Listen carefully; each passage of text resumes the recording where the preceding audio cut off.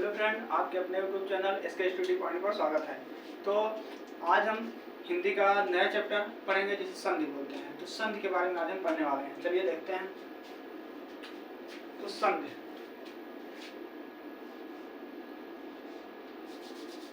आज हम पढ़ने वाले हैं, जिसे देखते हैं। संधि तो संधि शब्द जो है यह दो शब्दों के योग से बना है। संधि शब्द जो है यह दो शब्दों के योग से बना है, जिसमें पहला शब्द हो जाता है सम और दूसरा शब्द हो जाता है धी। सम धन धी बराबर संधि। संधि शब्द दो शब्दों के योग से बना है, पहला सम और दूसरा धी। तो संधि का मतलब क्या होता है, इसका अर्थ, संधि का अर्थ क्या होता है? तो संधि का अर्थ होता है जोड़ या मेल। जोड़ या मेल, जोड़ या मेल। और संधि का विलोम क्या होता है? विलोम, तो संधि का विलोम होता है विच्छेद। संधि का विलोम होता है विच्छेद। संधि का विलोम होता है विच्छेद। संधि शब्द दो शब्दों के योग से बना है, सम धन धी। संधि अर्थ इसका होता है जोड़ या मेल और इसका विलोम होता है विच्छेद। तो अब हम आगे संधि किसे कहते हैं, संधि किसे कहते हैं, तो संधि का अर्थ क्या होता है या संधि किसे कहते हैं? तो संधि तो दो वर्णों के मेल के को दो वर्णों के मेल को संधि कहते हैं। दो वर्णों के मेल को संधि कहते हैं। वर्णों का मेल होगा, यहाँ पर वर्णों के मेल को संधि कहते हैं। अगर कहीं शब्दों का मेल आ जाएगा तो उसे समास कहते हैं। शब्दों के मेल को समास कहते हैं, जबकि वर्णों के मेल को संधि कहते हैं। जैसे हम उदाहरण देते हैं, हम उदाहरण पर बात करते हैं। तो हमारा उदाहरण, जैसे हमने कहा विद्यालय, तो विद्यालय दो शब्दों के योग से बना है। पहला शब्द हो जाएगा हमारा विद्या और दूसरा शब्द हो जाएगा हमारा आलय। विद्याधन आलय दो शब्दों के योग से बना है। पहला शब्द हो जाएगा हमारा विद्या और दूसरा शब्द हो जाएगा हमारा आलय। तो विद्या में हम यहाँ से आ निकालेंगे, यहाँ से बड़ा आ निकालेंगे और प्लस यहाँ से भी बड़ा आ निकालेंगे। तो देखो वर्ड और वर्ड दोनों आ मिल गया, तो यहाँ दीर्घ संधि का नियम रहेगा। आ और आ मिलकर बड़ा आ हो जाएगा। तो यह वर्णों का मेल हो रहा है, तो इसलिए वर्णों के मेल को समास कहते हैं। अब हम आगे देखने वाले हैं, आगे देखेंगे संधि के प्रकार। संधि के प्रकार हम आगे देखने वाले हैं। तो संधि के कितने प्रकार होते हैं? तो संधि के तीन प्रकार होते हैं। संधि के तीन प्रकार होते हैं। संधि के प्रकार, संधि के प्रकार, संधि के प्रकार। तो संधि के तीन प्रकार होते हैं। संधि के तीन प्रकार होते हैं। तीन प्रकार होते हैं। संधि के तीन प्रकार होते हैं। नंबर एक होता है स्वर संधि। संधि के तीन प्रकार होते हैं, जिसमें से पहला स्वर संधि, फिर व्यंजन संधि और फिर विसर्ग संधि। तो पहला हमारा स्वर संधि।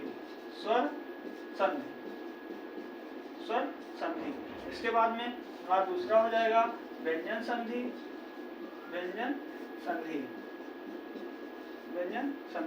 उसके बाद में हमारा तीसरा हो जाएगा विसर्ग संधि। अब ऐसे देखने चलते हैं। यहाँ स्वर संधि में स्वर का मेल स्वर से होगा। पहले शब्द का अंतिम वर्ड स्वर होगा और दूसरे शब्द का पहला वर्ड स्वर होगा। स्वर प्लस स्वर, यहाँ स्वर का मेल स्वर से होगा। जबकि व्यंजन संधि में स्वर का व्यंजन का मेल, व्यंजन संधि में व्यंजन पहले शब्द का अंतिम वर्ड व्यंजन होगा, लेकिन अंतिम वाला व्यंजन भी हो सकता है और स्वर भी हो सकता है। व्यंजन भी और स्वर भी, कुछ भी हो सकता है।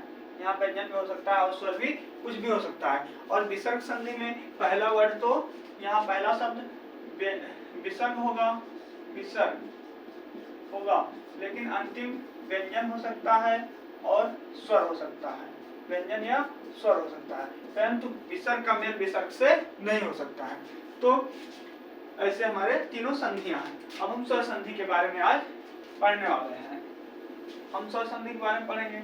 स्वर संधि किसे कहते हैं? तो जहां पर दो स्वरों का मेल होता है वहां पर स्वर संधि होती है। स्वर संधि, स्वर संधि, तो स्वर संधि किसे कहते हैं? जहां पर स्वरों का मेल स्वरों से होता है वहां पर स्वर संधि होती है। जहां स्वर वर्णों का मेल स्वरों से होता है, मेल स्वरों से होता है, स्वर वर्णों का मेल स्वरों से होता है, तो वहां पर कौन सी संधि होती है? जहां पर स्वर वर्णों का मेल स्वरों से होता है वहां पर स्वर संधि होती है। अब ये हो गया। अब यहाँ पर देख लेते हैं स्वर का मेल स्वर से कैसे होता है। एक उदाहरण देख लेते हैं। तो उदाहरण में जैसे हमने कहा, चलिए क्या लेते हैं, एक शब्द लेते हैं विद्यार्थी, हमने कहा विद्यार्थी, तो यहाँ हो जाएगा विद्या प्लस अर्थी, विद्या प्लस अर्थी। तो विद्या में से अभी थोड़ी देर पहले हमने आ निकाला था, यहाँ से बड़ा हो जाएगा और प्लस यहाँ से छोटा हो जाएगा, तो ये भी स्वर है और ये भी स्वर। हमने बताया था पहले शब्द का अंतिम वर्ड स्वर होगा और दूसरे शब्द का पहला वर्ड स्वर होगा। तो यहाँ पर पहला वर्ड भी स्वर है, अंतिम वर्ड भी स्वर है और पहला वर्ड भी स्वर। तो बड़ा प्लस छोटा का मेल जब होगा तो यह देगा बड़ा, या भी दीर्घ संधि का नियम है, दीर्घ संधि। यहाँ पर भी दीर्घ संधि हो रही है। अब आगे हम स्वर संधि के प्रकार की बात करते हैं। स्वर संधि के प्रकार की बात हम करते हैं। तो स्वर संधि जो है वह 5 प्रकार की होती है। स्वर संधि के प्रकार, स्वर संधि के प्रकार, तो स्वर संधि कितने प्रकार की होती है? स्वर संधि 5 प्रकार की होती है। स्वर संधि 5 प्रकार की होती है। ये 5 प्रकार की होती है, अब स्वर संधि कौन कौन सी 5 प्रकार की होती है? स्वर संधि 5 प्रकार की होती है। अब कौन कौन सी 5 प्रकार की होती है? तो पहली हो जाएगी दीर्घ संधि, दूसरी हो जाएगी पहली हो जाएगी दीर्घ संधि, दूसरी हो जाएगी गुण संधि, तीसरी हो जाएगी यड़ संधि, चौथी हो जाएगी आयात संधि और पांचवी हो जाएगी वृद्धि संधि। लिख देते हैं। पहली हो जाएगी दीर्घ संधि, दूसरी हो जाएगी गुण संधि, और हमारी तीसरी यहीं पर हो जाएगी यड़ संधि, और चौथी हो जाएगी वृद्धि संधि, और पांचवी हमारी हो जाएगी आयाद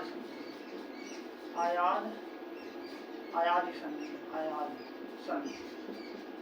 तो ये हो गए 5 प्रकार संधि के 5 प्रकार हो गए हैं। अब आज हम दीर्घ संधि के बारे में सबसे पहले पढ़ने का प्रयास करते हैं। चलिए हम दीर्घ संधि के बारे में देखने का प्रयास करते हैं।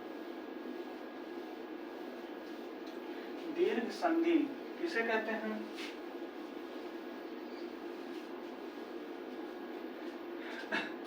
दीर्घ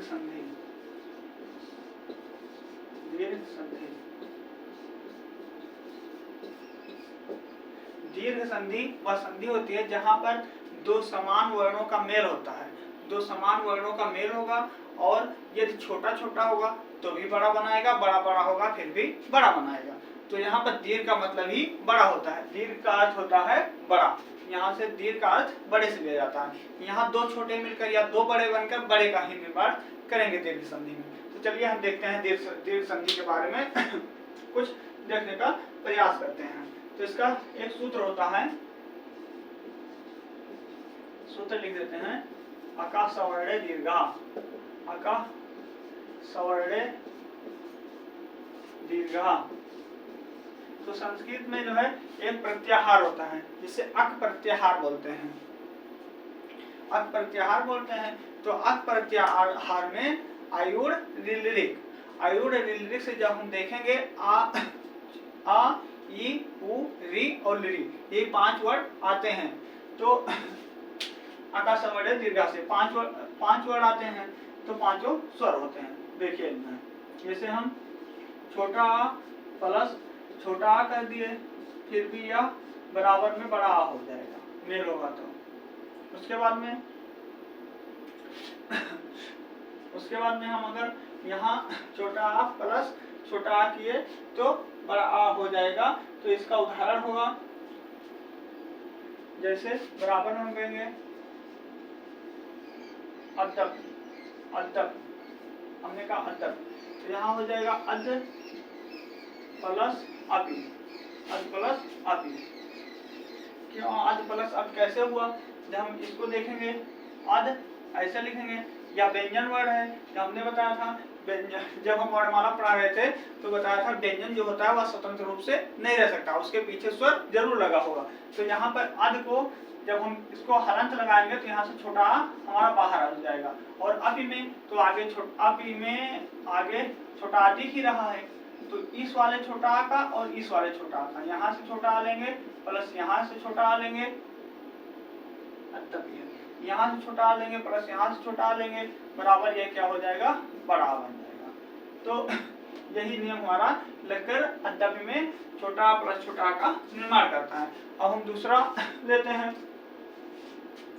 छोटा प्लस बड़ा, छोटा प्लस बड़ा का यहाँ से देखते हैं तो छोटा प्लस बड़ा बराबर बड़ा।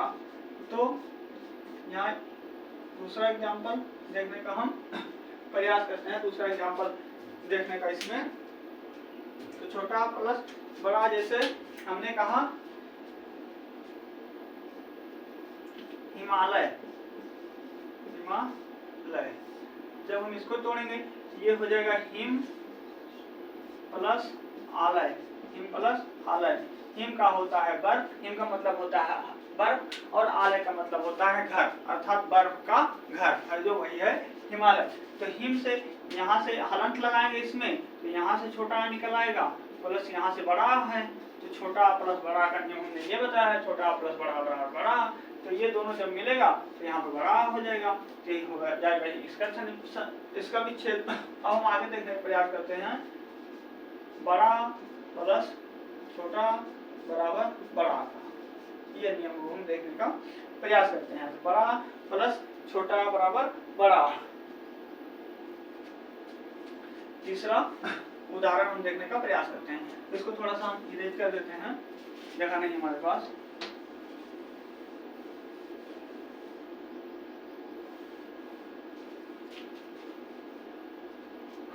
तो इसको हम बड़ा प्लस छोटा बड़ा बड़ा, तो हम लिखे हैं विद्यार्थी, अभी थोड़ी देर पहले बताए थे विद्यार्थी। तो यहाँ लिखेंगे विद्या प्लस अर्थी, विद्या प्लस अर्थी बराबर विद्यार्थी। यहाँ से जब हलंत लगाएंगे तो बड़ा आ हमारा बाहर निकल जाएगा, प्लस यहाँ पर छोटा है, इन दोनों के योग से बराबर बड़ा हो जाएगा। तो विद्या प्लस अर्थी बराबर विद्यार्थी में दीर्घ संधि हुई है। अब हम चौथा नियम देखते हैं, बड़ा प्लस बड़ा, बड़ा प्लस बड़ा बराबर बड़ा का, बड़ा प्लस बड़ा बराबर बड़ा। दो छोटे या दो बड़े मिलकर बड़े का ही निर्माण करते हैं। तो यहाँ पर हम बड़ा देखते हैं। तो हमने जैसे कहा पुस्तकालय, विद्यालय, विद्यालय, विद्यालय। तो यहाँ से जब इसको तोड़ेंगे तो यहाँ से विद्या प्लस यहाँ से आलय हो जाएगा आलय। तो विद्या से बड़ा आ निकालेंगे प्लस यहाँ आलय से बड़ा आ निकालेंगे तो आ मिलकर यहाँ पर बड़ा आ का निर्माण करेगा। अब हम कुछ और उदाहरण के माध्यम से संधि विच्छेद करके आपको स्पष्ट करने का प्रयास करते हैं। दीर्घ संधि के कुछ अन्य उदाहरणों का भी हम प्रयोग करके बताने का प्रयास करते हैं।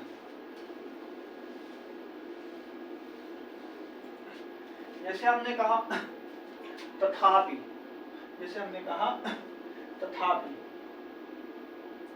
चलिए अब हम दूसरा नियम देखते हैं। छोटी प्लस छोटी बराबर बड़ी, ये भी दीर्घ संधि का दूसरा नियम है। छोटी प्लस छोटी बराबर बड़ी। जैसे हमने कहा अतीव, अतीव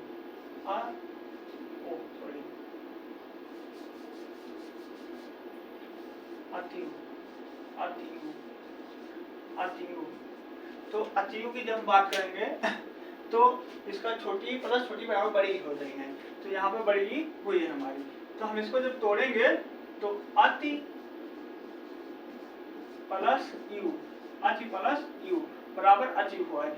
यहाँ पर ता में जब हम हलंत लगाएंगे तो यहाँ से छोटी हमारा बाहर निकल जाएगा, छोटी निकला प्लस यहाँ पर छोटी दिख रहा है। तो छोटी छोटी जब हम दोनों का योग करेंगे तो यहाँ पर हमारे पास बड़ी बनकर तैयार हो जाएगी। यहाँ पर हमारी बड़ी बनकर तैयार हो जाएगी। अब हम अगला उदाहरण देखते हैं। अगला उदाहरण देखने का प्रयास करते हैं। ई प्लस बड़ी बराबर बड़ी, छोटी प्लस बड़ी बराबर बड़ी का उदाहरण हम देखने का प्रयास करते हैं। थोड़ा सा इरेज कर देते हैं, उसके बाद में देखते हैं।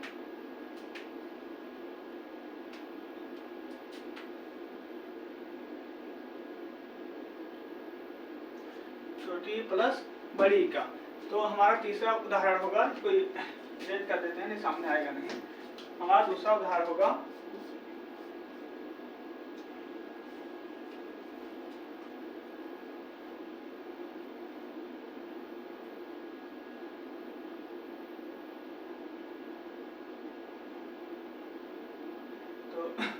देखते हैं दूसरा उदाहरण। एक मिनट देखते हैं।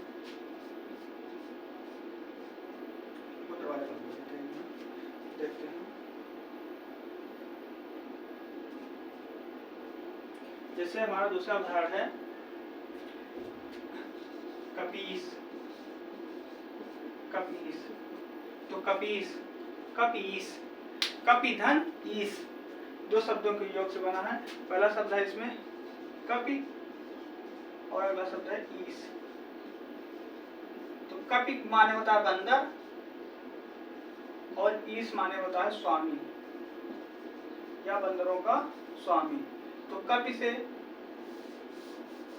कपि, कपि से हम ई निकालेंगे और यहाँ से बड़ी निकालेंगे। जब दोनों का मिल गए तो ये हो जाएगा कपीस। अब हम अगला देखने का प्रयास करते हैं। इसमें बड़ी प्लस छोटी, बड़ी प्लस छोटी बराबर बड़ी, बड़ी प्लस छोटी बराबर बड़ी का देखने का प्रयास करते हैं। तो हमारा अगला होगा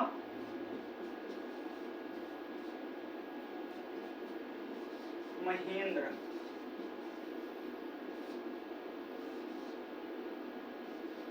मही धन इंद्र, महेंद्र, मही धन इंद्र। यहाँ से बड़ी लिए प्लस यहाँ छोटी बराबर बड़ी करते हैं। अब तीसरा देखते हैं, बड़ी प्लस बड़ी बराबर बड़ी। थोड़ा इरेज करते हैं, फिर देखते हैं।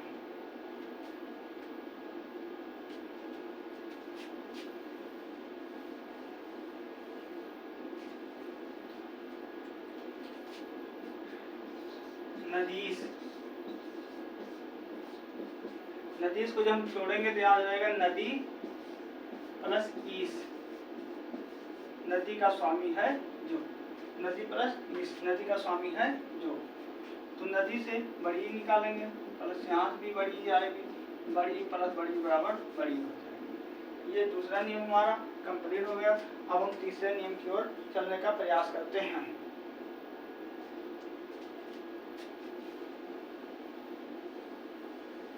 तो तीसरा नियम हमारा छोटा u और बड़ा u से रिलेटेड होगा।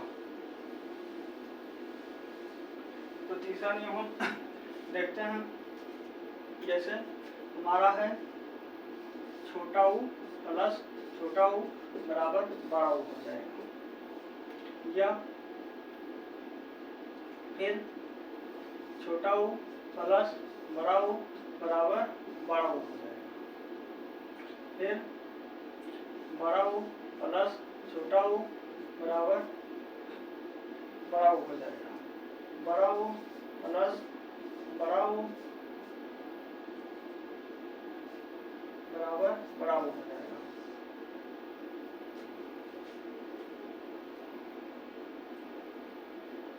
अब हम पहला उदाहरण देखने का प्रयास करते हैं। पहला उदाहरण हम देखने का प्रयास करते हैं, इरेजर करने के लिए ध्यान देना पड़ता है। तो पहला उदाहरण हम देखते हैं। पहला उदाहरण हमारा होगा छोटा u प्लस छोटा u, विधुदय, विधुदय। तो ये जाएगा विधु धन उदय। यहाँ से हम छोटा u प्लस छोटा u बराबर बड़ा u होगा, और यहाँ छोटा u प्लस, दूसरा उदाहरण देते हैं छोटा u प्लस बड़ा u का। दूसरा उदाहरण हमारा होगा छोटा u प्लस बड़ा u का। तो इसमें हो जाएगा, हमने कहा लघूर्मी, लघूर्मी, तो हो जाएगा लघु प्लस ऊर्मी, लघु प्लस ऊर्मी। तो यहाँ से हम छोटा u ले लिए, प्लस यहाँ से हम बड़ा u ले लिए, बराबर हमारा बड़ा u हो गया।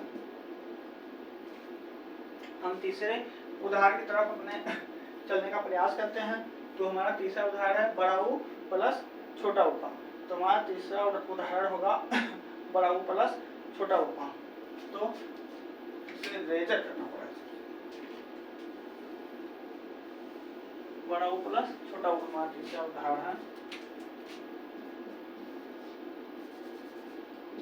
वधूसव, वधूसव, वधूसव बराबर वधु प्लस वधु है, वधु प्लस उत्सव। तो यहाँ से हम बड़ा u इसमें ले लेंगे, प्लस यहाँ से छोटा u ले लेंगे, बराबर बड़ा u हो जाएगा। अब हमारा आखिरी नियम है बड़ा u प्लस बड़ा u बराबर बड़ा u का, बड़ा u प्लस बड़ा u बराबर बड़ा u का हमारा आखिरी नियम है। हम इसको देखने का प्रयास करते हैं। आखिरी नियम, तो हमने जैसे कहा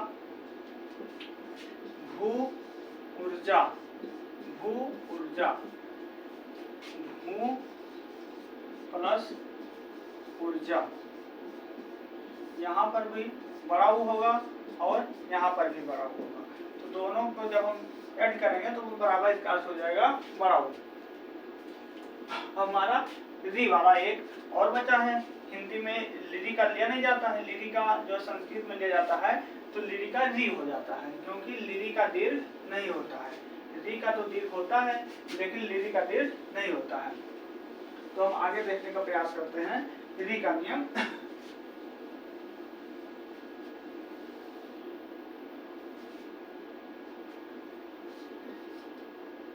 री प्लस री, और यहाँ री प्लस बड़ी री हो जाएगा, री बड़ी री प्लस यहाँ हो जाएगा छोटे री, और यहाँ पर बड़ी री प्लस बड़ी री।